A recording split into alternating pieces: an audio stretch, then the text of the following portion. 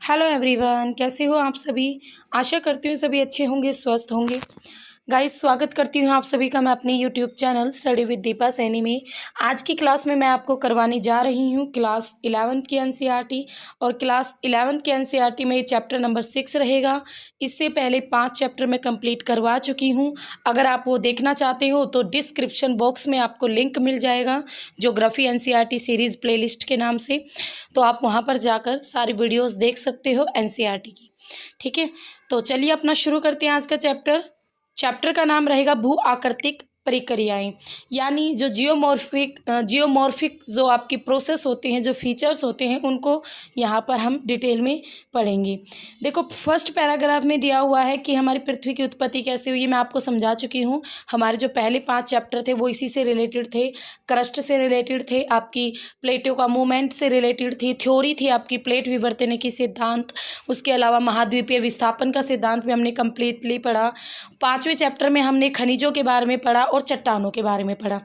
ठीक है, अब इन सब चीज़ों को पढ़ने के बाद हमें ये पता चलता है कि हमारा जो धरातल है वो एक समान नहीं है, ऊबड़ खाबड़ है, कहीं से ऊंचा है, कहीं से नीचा है। यानी हमारी जो क्रस्ट है वो कैसी है, गत्यात्मक है। और हम सभी जानते हैं कि उसमें क्षैतिज और ऊर्ध्वाधर, यानी जो हमारी क्रस्ट हैं, जो हमारी भूपट्टी हैं, या तो वो आगे पीछे या ऊपर नीचे उसमें संचलन होता रहता है। और ये सभी कुछ हमें पता है किसकी वजह से होता है। अब हमारी जो भूपट्टी का निर्माण हुआ है वो हमारे पृथ्वी के अंदर काफ़ी आंतरिक बल थे। आंतरिक बल यानी इंडोजेनेटिक फोर्सेस थे। और जो आंतरिक बल थे उन्होंने कुछ पृथ्वी के अंदर खलबली पैदा की, और जिसकी वजह से पृथ्वी के बाह्य सतह में अंतर आ गया।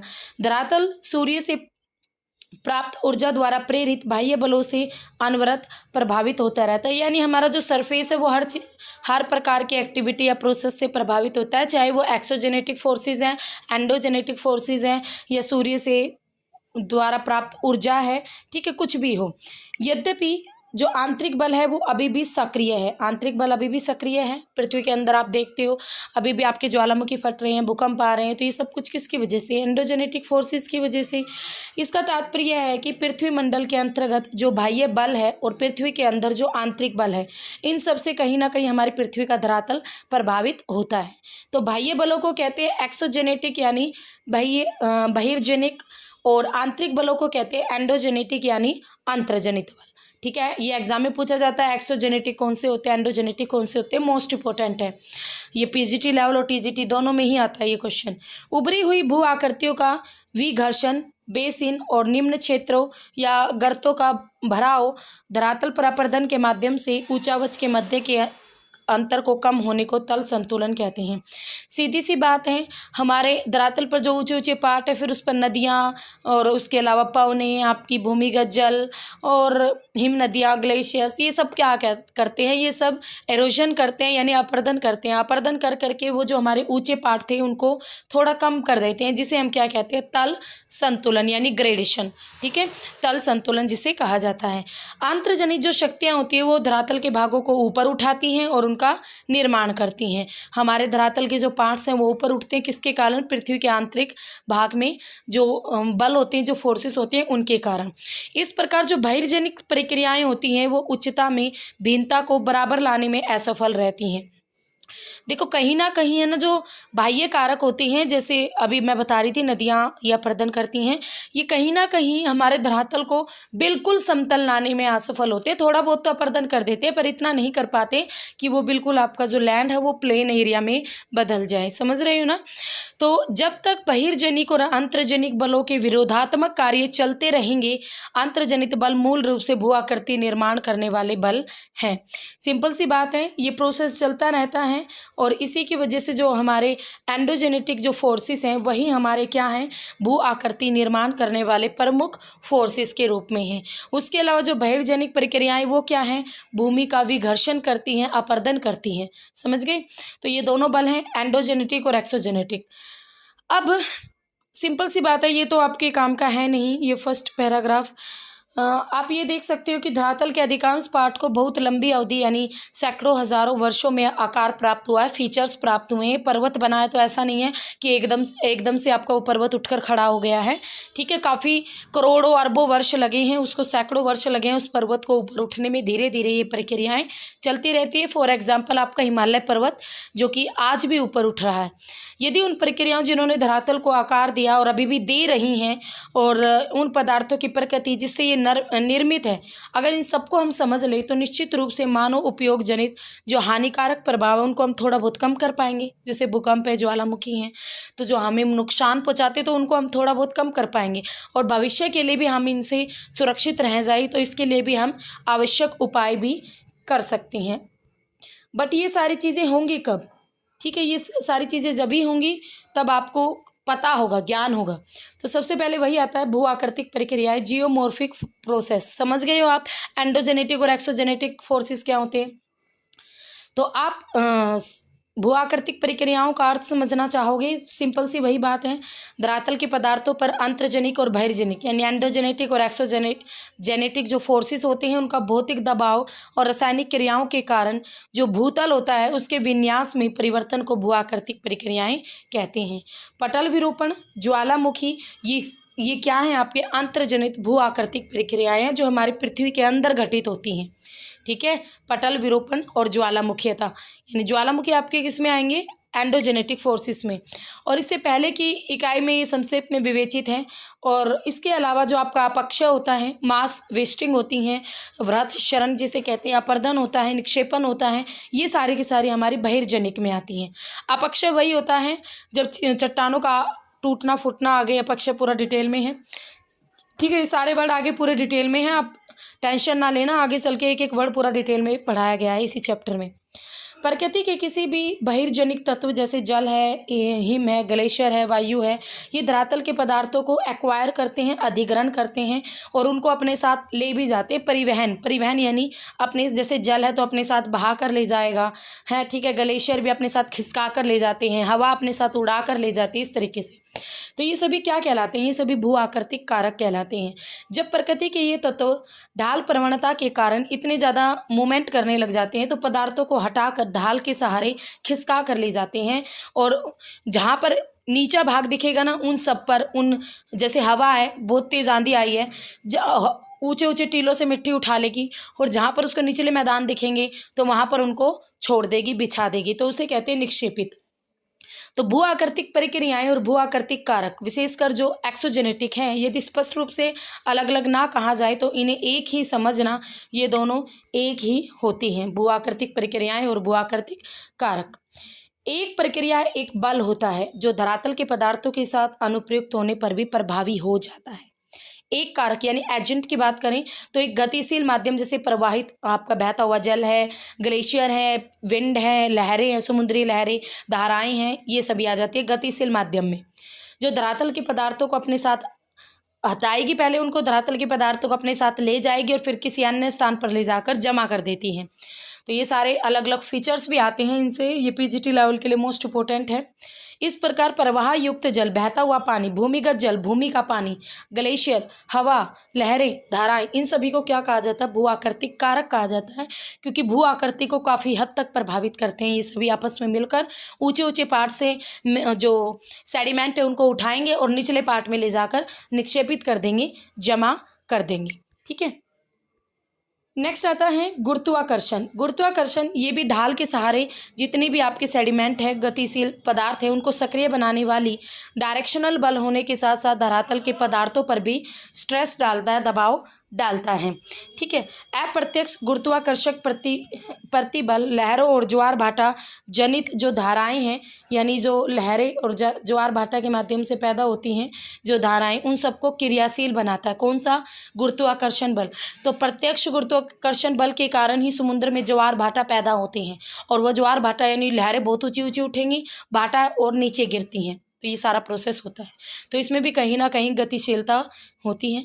निस्संदेह गुरुत्वाकर्षण और ढाल प्रवणता के अभाव में अगर गुरुत्वाकर्षण बल ना हो या फिर ढाल ना हो तो गतिशीलता संभव नहीं है।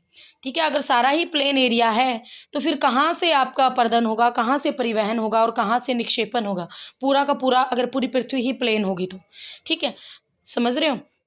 तो गुरुत्वाकर्षण बल या फोर्स एक ऐसा फोर्स है, ग्रेविटी, जिसके माध्यम से हम धरातल के संपर्क में रहते हैं। यही वो बल है जो भूतल के सभी पदार्थों के संचलन को भी प्रभावित करता है।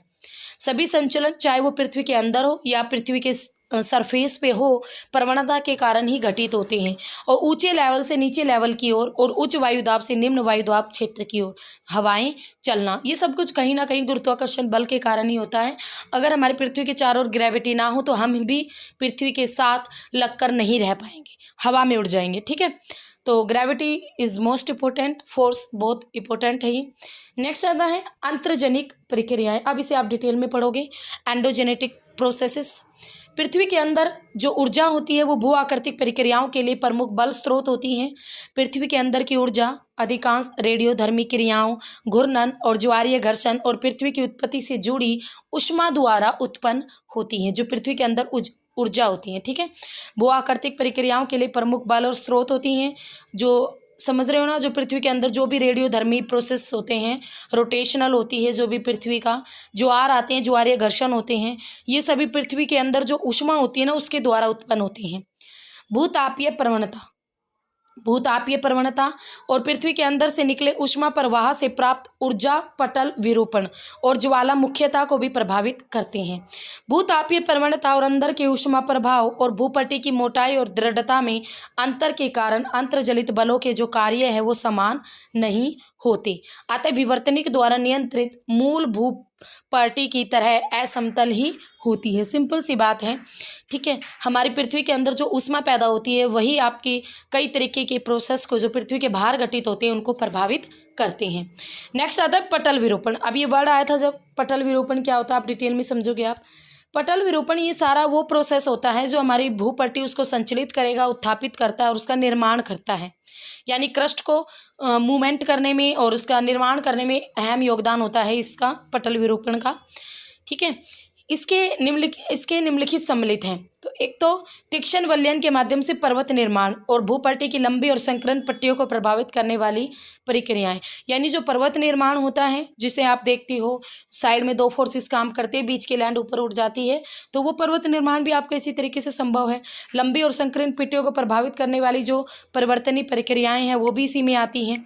ठीक है, नेक्स्ट आता है धरातल के बड़े भाग कि उत्थापन और विकृति में संलग्न महाद्वीपीय रचना संबंधी प्रक्रियाएं, यानी जो धरातल का एक बहुत बड़े पार्ट की बात करें तो उसका ऊपर उठना और उसकी जो आकृति हैं उसमें चेंजेस होना, यानी महाद्वीपों की रचना होना, कॉन्टिनेंट का निर्माण होना, ये भी पटल विरूपण के कारण होता है।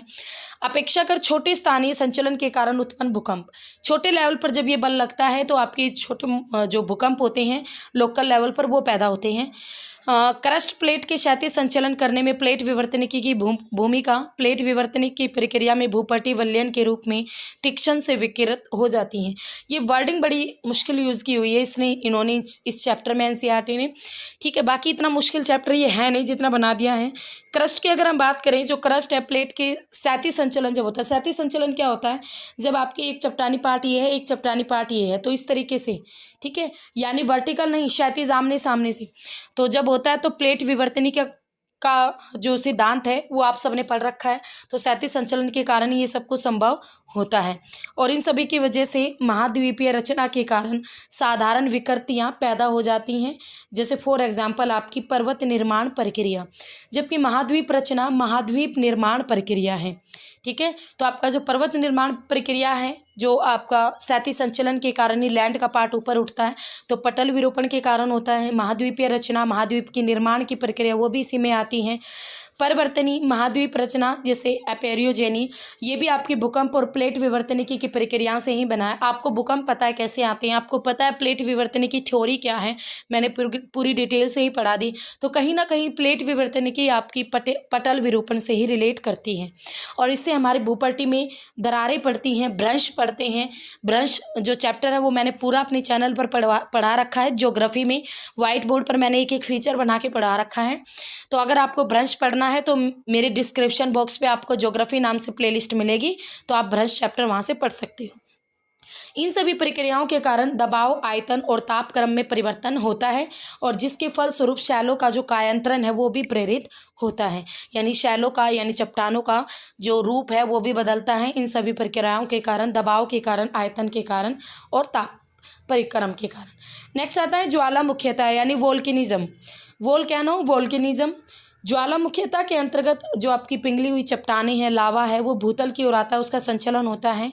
अनेक आपकी पृथ्वी के अंदर आंतरिक है बाह्य ज्वालामुखी स्वरूपों का जो निर्माण है वो भी सम्मिलित होता है। और क्योंकि हम ज्वालामुखी पहले डिटेल से पढ़ चुके हैं तो यहाँ पर हम ज़्यादा डिटेल से ज्वालामुखी को नहीं पढ़ेंगे। ठीक है, ज्वालामुखी मैं आपको पूरा पढ़ा चुकी हूँ। टाइप ऑफ ज्वालामुखी, ज्वालामुखी का वितरण, ये आई थिंक इसी एनसीईआरटी बुक का चैप्टर नंबर 2 और 3 होगा। नेक्स्ट आते हैं हमारे एक्सोजेनेटिक फोर्सेस। एक्सोजेनेटिक फोर्सेस ये सिंपल सी बात है, जो यानी सूर्य से द्वारा निर्धारित जो वायुमंडलीय ऊर्जा है या फिर आंतरिक शक्तियों से नियंत्रित जो टेक्टोनिक है, इन सभी कारकों से उत्पन्न प्रवणता से प्राप्त होते हैं या इन्हीं से उत्पन्न होते हैं बहिर्जनिक प्रक्रियाएं। ठीक है,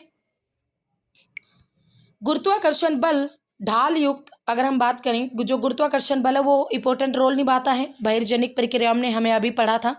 तो गुरुत्वाकर्षण बल ढाल युक्त सतह वाले धरातल पर कार्यरत रहता है।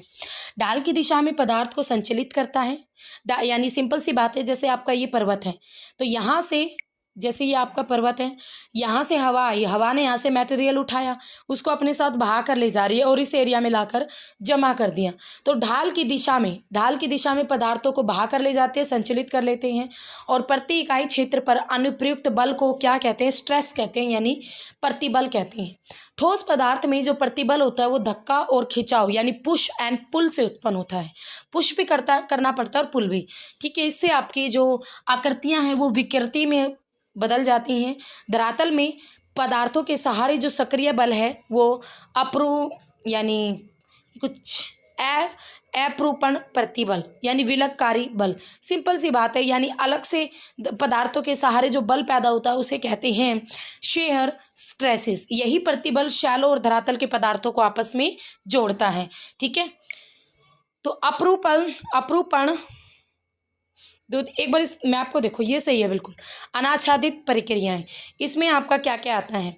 तो यहाँ पर देखो, हमारा ये अपक्षय हो गया, प्रक्रिया में प्रोसेस में अपक्षय हो गया, वृत्त संचलन हो गया और अपर्दन और परिवहन हो गया। अपक्षय में आपके आणविक दाब, रासायनिक प्रक्रिया, गुरुत्वाकर्षण, ये सब अपक्षय अभी आगे पढ़ेंगे। वृत्त संचलन में हमारा गुरुत्वाकर्षण बल होता है मेन, और भाई आपके अपर्दन और परिवहन में गतिज यानी मूवमेंट यूज होती है, तो गतिज ऊर्जा होती है। ठीक है, तो सिंपल सी बात है, इस प्रतिबल का जो परिणाम होता है कोणीय विस्थापन या विसर्पण या फिसलन होता है। ये विसर्पण ये सब कुछ वही होता है जब ढाल के सहारे से मलबा बह कर नीचे की ओर जम जाता है या किसी नीचे एक विशेष आकृति धारण कर लेता है, उसे कहते हैं मलबे को विसर्पण, स्लिप पैग। धरातल के जो पदार्थ होते हैं वो गुरुत्वाकर्षण प्रतिबल के अतिरिक्त आणविक प्रतिबलों से भी प्रभावित होती हैं। ग्रेविटी से तो प्रभावित होते हैं, उसके अलावा दूसरा फोर्स और होता है आणविक, जो कई कारक जैसे तापमान में परिवर्तन, कई बार आप देखते हो दोपहर में ही एकदम वर्षा हो जाती है। ठीक है, बिल्कुल गर्म है और एकदम से बारिश हो गई, इस तरीके का क्रिस्टलन और पिंगलन द्वारा उत्पन्न होते हैं आणविक बल। रासायनिक प्रक्रियाएं जैसे सामान्यतः कणों के बीच के बंधन को ढीला कर देती हैं। रासायनिक जो प्रक्रियाएं होती है, सिंपल बात बताती हूँ, देखो अब जैसे हमारी रेगिस्तान का है कोई सीन और वहाँ पर कोई रोक है, चट्टान है, बहुत ज़्यादा गर्म है भाई, बहुत दोपहर का मौसम है और एकदम से बारिश आ जाए, अब उसमें क्या होगा? उस चट्टान में एकदम से गर्म चट्टान थी, बारिश गिरा तो झन की आवाज़ आएगी और उसमें दरारें भी पड़ जाती है छोटी छोटी।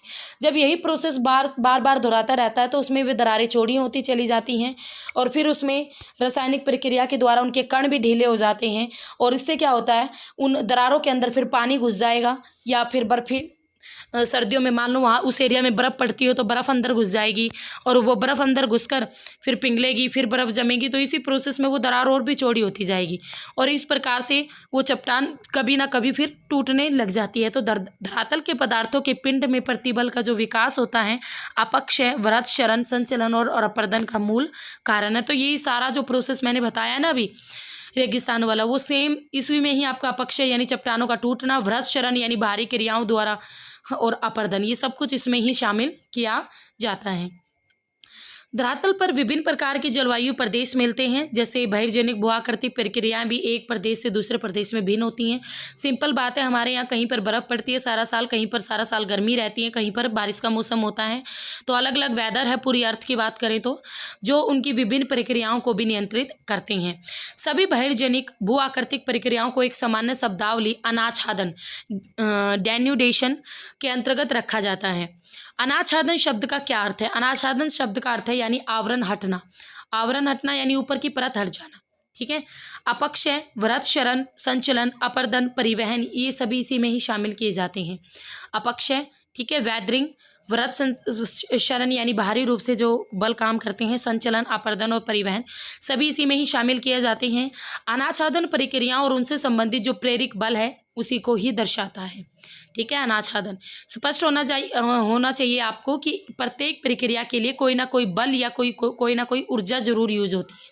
कोई भी अगर हमारी धरातल पर प्रोसेस हो रहा है तो वो ऐसे ही नहीं हो रहा, उसके पीछे कोई ना कोई बल जरूर है, कोई ना कोई ऊर्जा जरूर होती है। बहिर्जनिक भू आकृतिक जो प्रक्रिया हैं एक एरिया से दूसरे एरिया में भी अलग अलग होती हैं। स्पष्ट है, क्योंकि हमारी धरातल पर क्या है, तापीय प्रवणता अलग अलग है, तापमान अलग अलग है, जलवायु प्रदेश अलग अलग है, अक्षांश अलग है, मौसमी और जल स्थल विस्तार, इन सब में भी भिन्नता है। और इसी की वजह से जो बहिर्जनिक यानी एक्सोजेनेटिक जो प्रोसेस है वो भी अलग अलग होता है। तापमान और वर्षा, ये दोनों क्या है, जलवायु के दो प्रमुख घटक माने जाते हैं, क्योंकि हमारी अर्थ पर बहुत कुछ तापमान और वर्षा ही निर्धारित करते हैं, ठीक है। तो विभिन्न भू आकृतिक प्रक्रियाओं को नियंत्रित करते हैं।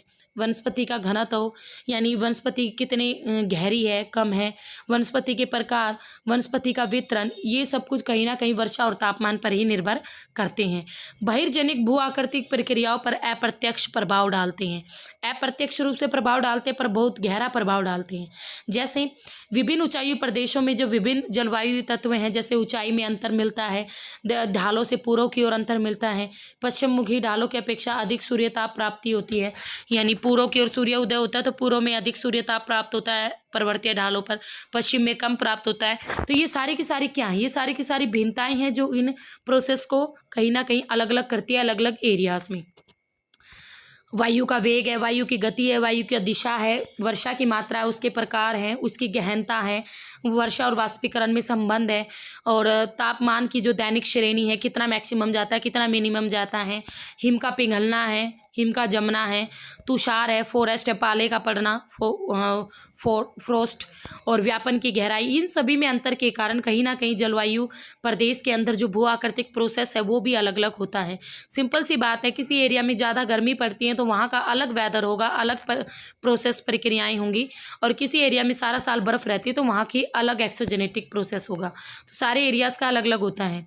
यदि जलवायु कारक समान हो, अगर हम बात करें, यदि आपकी जलवायु कारक समान हो तो भी आपके जो बहिर्जनिक या एक्सोजेनेटिक जो प्रोसेस है, इनके कार्यों की गहनता सैलों के प्रकार, चट्टानों के प्रकार और उनकी संरचना पर निर्भर करती हैं।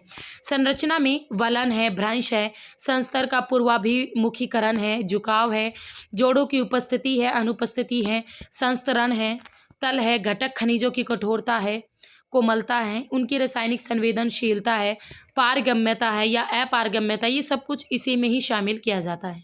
ये सारे के सारे वो फीचर हैं, वो कारक है जो कहीं ना कहीं बहिर्जनिक जो प्रोसेसेस हैं उनको प्रभावित करते हैं, ठीक है। यहाँ पर देखो, छोड़ो इसको, पर ये ज़्यादा इम्पोर्टेंट नहीं है, ये बस गहराई दे रखी है एग्जाम में, इससे लेना देना कुछ नहीं है।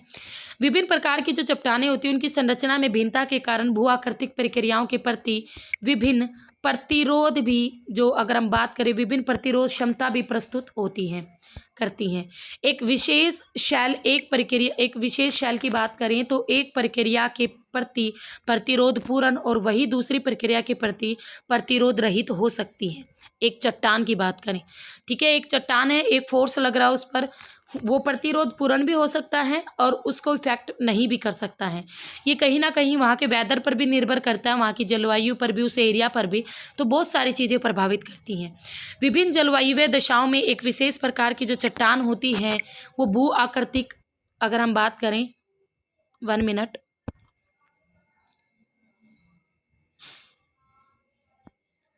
ठीक है, तो वो आपकी एक विभिन्न जलवायुवीय दिशा में एक विशेष प्रकार की शैल भू आकृतिक प्रक्रियाओं के प्रति भिन्न भिन्न अंशों का प्रतिरोध भी प्रस्तुत कर सकती हैं, अतएव वे भिन्न दरों पर कार्य भी करती हैं। यानी ये ऐसा नहीं है कि एक दो चट्टानें हैं, दोनों चट्टानों पर एक ही फोर्स काम कर रहा है तो वो, और या एक ही प्रोसेस काम कर रहा है तो वो एक ही जैसा होगा, नहीं। वो चट्टान किस प्रकार की है, वो चट्टान किस प्रकार की बनी है, कौन सी चट्टान है, तो ये सारी चीज़ें भी कहीं ना कहीं निर्भर करती हैं। सतलाकृति में भिन्नता का कारण भी बनती हैं अलग अलग एरियाज में। अधिकांश जो बहिर्जनिक भू आकृतिक प्रक्रियाएँ होती हैं उनका प्रभाव थोड़ा और मंद होता है, और अल्प अवधि में यानी छोटी अवधि में बात करें तो आपकी ये अनवगम्य भी हो सकता है, और दीर्घ अवधि में ये सतत श्रांति के कारण शैलों को तीव्र रूप से भी प्रभावित करता है। तो ये सारी चीज़ें ना अलग अलग फोर्सेस, अलग अलग टेम्परेचर और इन सभी चीज़ों के कारण प्रभावित होते हैं। अत्यंत ये तथ्य स्पष्ट हो जाता है कि धरातल पर जो अलग अलग भिन्नता है मूल रूप से भूपटल के उद्भव से ही संबंधित हैं, यानी हमारी पृथ्वी के उद्भव से ही संबंधित हैं। हमारे धरातल पर जो विभिन्नताएं हम देखते हैं, धरातल पे जो पदार्थों के प्रकार हैं उनमें जो अलग अलग अंतर हैं, उनमें जो भू आकृतिक प्रक्रियाएँ हैं उनकी सक्रियता दर में अंतर है, ये आदि के कारण एक ना एक रूप में ये सब विद्यमान रहती हैं। कुछ बहिर्जनिक भू आकृतिक प्रक्रियाओं का यही विस्तृत अध्ययन प्रस्तुत किया गया है, जैसे कि हम यहाँ पर भी देख सकते हैं। नेक्स्ट हमारा आता है अपक्षय। तो सिंपल सी बात है भाई, यहाँ पर आगे हमारा अपक्षय आएगा, और अपक्षय आई थिंक वीडियो ज़्यादा लॉन्ग हो जाएगी। अपक्षय ये चैप्टर बहुत बड़ा है तो इसमें बहुत सारी चीज़ें और आएंगी जो कि मोस्ट इंपॉर्टेंट है, तो अपक्षय को हम अपनी नेक्स्ट वीडियो में करेंगे। तो यहाँ पर हम इस वीडियो को स्टॉप करते हैं, ठीक है। तो आज की क्लास में आपने समझा कि एक्सोजेनेटिक फोर्सेस क्या होते हैं, एंडोजेनेटिक क्या होते हैं, पटल विरूपण क्या होता है, और ये सब कुछ क्या करते हैं, कैसे हमारे धरातल पर विभिन्नताएँ पैदा करते हैं, ठीक है। तो आई थिंक आपको चीज़ें क्लियर हो गई हैं। तो इसके बाद हम फिर दोबारा से मिलेंगे अपक्षय के साथ, चैप्टर नंबर 6 ही रहेगा, और आई थिंक आपको सब कुछ क्लियर हो भी गया है। तो अगर वीडियोस अच्छी लगे तो please like share and subscribe कर देना। और एक बात और, अब आपको पीजीटी और नेट लेवल का ज्योग्राफी का पेड कोर्स लेना चाहते हैं तो अचीवर्स एकेडमी ऐप ज्वाइन करें, तो वहाँ से आपको पीजीटी और नेट लेवल की geography paid course easily available हो जाएगा। तो फिर मिलेंगे, तब तक के लिए have a nice day. Okay, bye bye.